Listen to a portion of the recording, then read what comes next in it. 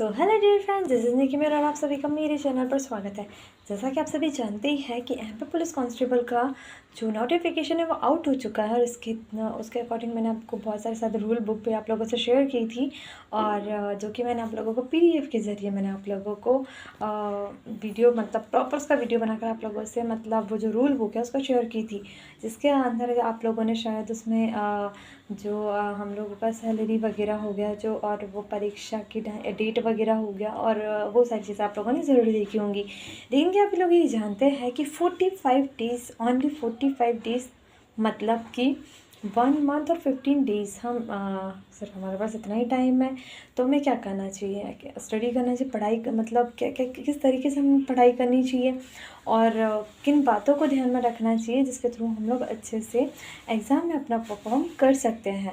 मैं आप लोगों को ये बता देना चाहती हूँ फ्रेंड्स पहले कि देखिए, यदि आप लोग अभी पढ़ाई स्टार्ट कर रहे हैं तो फिर ये कंफर्म मतलब ये तो बिल्कुल श्योर नहीं हूँ मैं कि आप लोग सेलेक्ट हो जाओगे। यदि आप लोगों का मैथ्स और रीजनिंग अच्छा है तो फिर आप यदि अभी से भी पढ़ाई कर रहे हो, मतलब अभी क्वेश्चन सॉल्व कर रहे हो, तो इट्स पॉसिबल कि हो सकता है सिलेक्शन।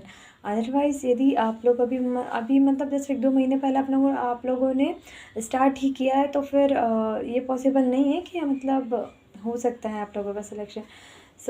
इससे मतलब दैट्स माय स्ट्रैटेजी पॉइंट कि देखिए, यदि फॉर एग्ज़ाम्पल के लिए यदि पहले से तैयारी कर रही हूँ तो यदि मैं अब सिर्फ और सिर्फ जितने मेरे शॉर्ट नोट्स पढ़े हुए हैं, मैंने लिखा हुआ जितना जितना कि मैंने सम्स वगैरह सॉल्व किए, जितने की रीजनिंग की जितने भी मैंने ट्रिक्स वगैरह जितना भी मुझे पता है वो मैं सिर्फ उसको रिवीजन करूँगी, उसका अभ्यास करूँगी। अदरवाइज़ मैं कुछ भी एक्स्ट्रा चीज़ें नहीं पढ़ के जाऊँगी।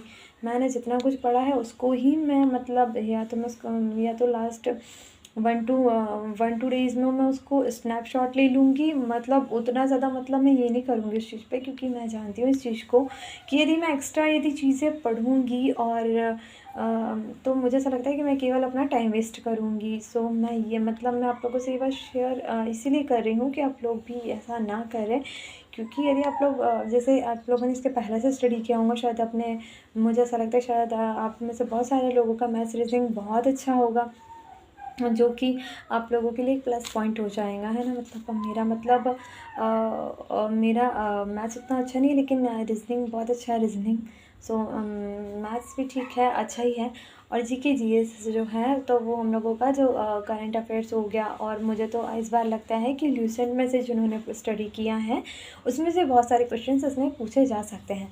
लेकिन हम लोग इस बात पर डिस्कशन कर रहे हैं कि ओनली 45 डेज़ में हम लोग कैसे, क्या हमारी स्ट्रैटेजी रहना चाहिए, कैसे हमको पढ़ना चाहिए, वो सारी चीज़ें। हम लोगों को जो हम लोगों के पास में हम पहले ही कह चुके हैं कि जो आप लोगों के पास शॉर्ट नोट्स पड़े हुए हैं, आप उनको ज़्यादा से ज़्यादा रीड कीजिए, उन पे फोकस कीजिए। बाकी एक्स्ट्रा कुछ भी डेटा आपको स्टडी करने की ज़रूरत नहीं है। ये हो सकता है कि आप एक बार मतलब उन्हें ऐसे ही पलटा कर देख लीजिए कि हाँ ठीक है, ये क्या है कैसा, ये सारी चीज़ें। अदरवाइज़ आप उसको उतना ज़्यादा यदि आप उस पर ध्यान दोगे तो आप जो आपने इसके पहले जो पढ़ा है वो आप भूल जाओगे और उसको भी अच्छे से याद नहीं रख पाओगे। ये आप लोगों को बात याद रखनी है। सो मैं आई होप सो कि आप लोगों को मेरी बातें समझ आई होंगी। Thank you so much everyone. मिलते हैं नेक्स्ट वीडियो। जय श्री महाकाल, हर हर महादेव, जय Shri Krishna. Thank you so much.